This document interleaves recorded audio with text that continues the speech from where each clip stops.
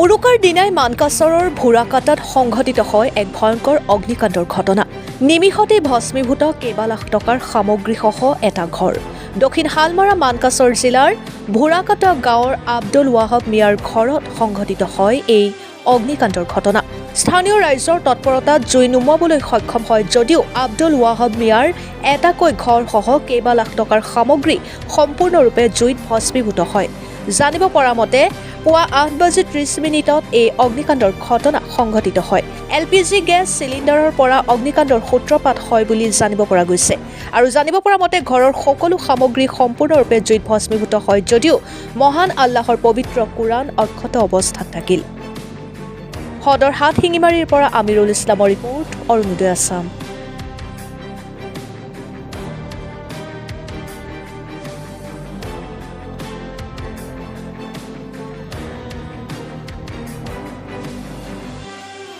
দিলে আর সব দিব না।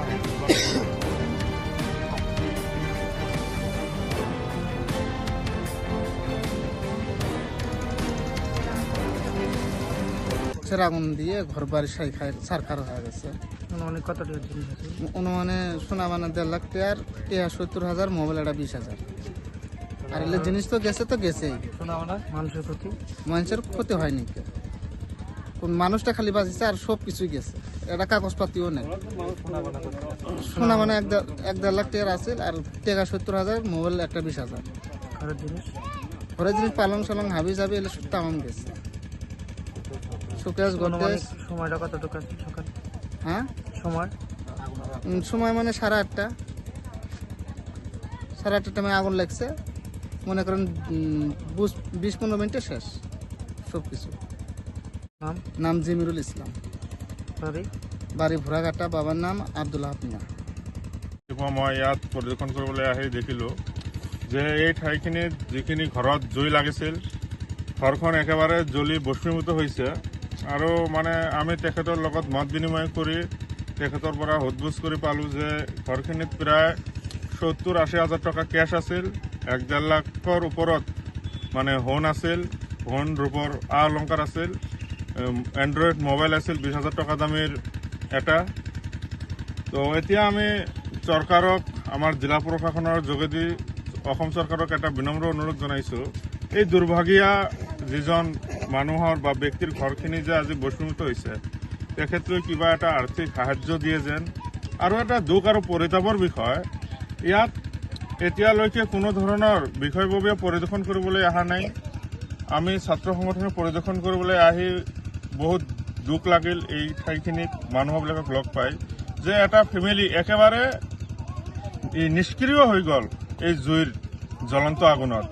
আচলতে আৰু এটা কথা, LPG যিখন ব্যক্তিগত খণ্ড আছে তেখেতেও যে কি ধৰণে এই গেছ চিলিণ্ডাৰবিলাক তৈয়াৰ কৰে, সচৰাচৰে গোটেই অসমত দেখিবলৈ পোৱা যায় যে নিতেও এটা নহ'লেও এটা পৰিয়াল এই গেছ চিলিণ্ডাৰৰ আগুনত ভস্মীভূত হৈ আছে, পৰিয়াল ধ্বংস হৈ আছে।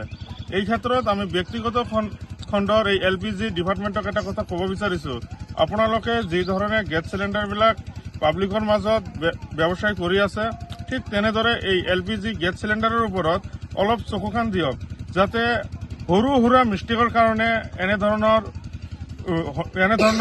দুৰ্নীতিৰ সন্মুখত যাতে ভুগিব নলগা হয় এই মানুহবিলাকক। কাৰণ এটা দুখীয়া মানুহে বহুত কষ্ট কৰি এটা গেছ চিলিণ্ডাৰ বনাই এই মানুহবিলাকে মানে কিবা খাবলৈ যদি গেছ এটা জ্বলাই যদি এনেকুৱা বিপদৰ সন্মুখীন হ'ব লগা হয় তেনেহ'লে মানুহৰ আস্থা হেৰুৱাই যাব। কাৰণ আপোনালোকে এই ৰন্ধন গেছত এনেই দিয়া নাই, এই ৰন্ধন গেছতো পাব্লিকৰ পৰা GST লৈ আছা।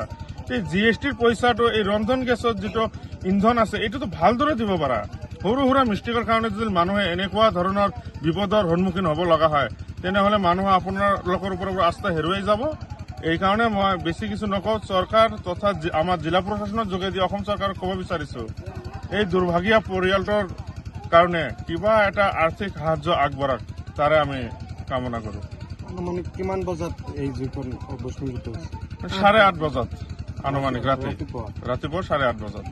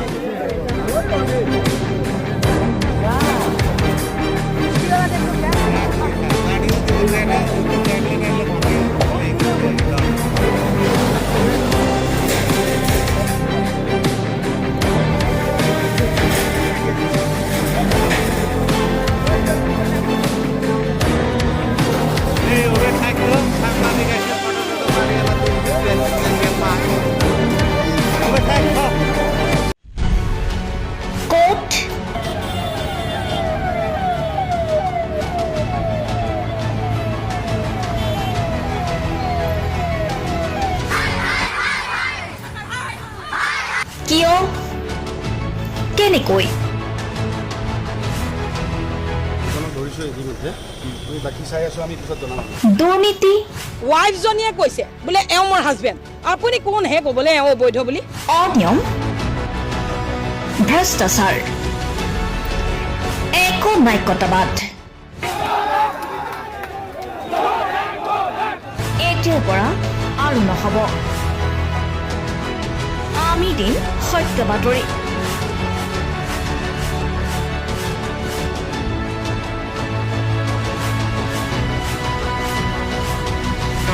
নিজকে সংস্থাপিত কৰাৰ বাবে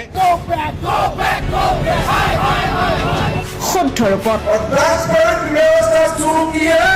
নিৰ্ভীক নিৰপেক্ষতাৰে আমি সাজু। অসমৰ উন্নয়নমূলক যাত্ৰাই আজি এক নতুন দিগন্ত ভৰি দিছে। অসমৰ ৰাইজৰ পৰা আমি সদায় আশীৰ্বাদ বিচাৰোঁ। আমি এনেকৈ যাতে আমাৰ জননী জন্মভূমিক সেৱা কৰি যাব বিচাৰোঁ। অৰুণোদয় অসম, নিৰ্ভীক নিৰপেক্ষ।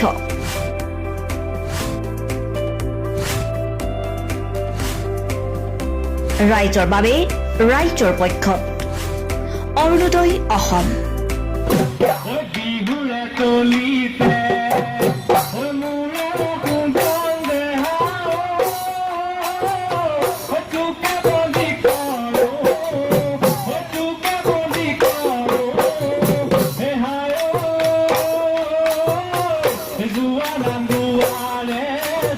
Nam Guare,